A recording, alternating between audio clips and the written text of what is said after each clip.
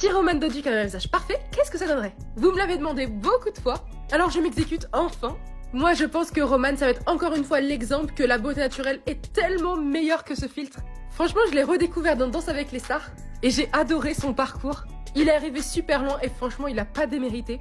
C'est dingue de se dire que tout ça c'est parti un peu de TikTok au final. Je me rappelle quand à l'époque on devait tous rester chez soi.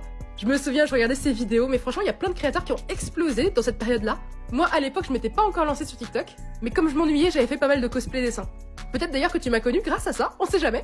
Enfin, revenons sur ce concept. Comme d'habitude, on n'est pas là pour embellir les gens, maintenant je pense que tu le sais. Mais c'est juste histoire de tester ce filtre et surtout ses limites. Parce que soi-disant, il utilise le ratio doré, qui est censé représenter les écarts parfaits entre les yeux, la bouche, le nez, etc. Moi, pour le coup, maintenant que j'ai fait avec pas mal de personnes, je vois que ça rend vraiment pas super bien. Mais c'est vrai que, parfois, ça rend assez intéressant. On va donc voir avec Roman ce que ça donne. Oula, il a l'air grave vénère. Il est tellement mieux naturel.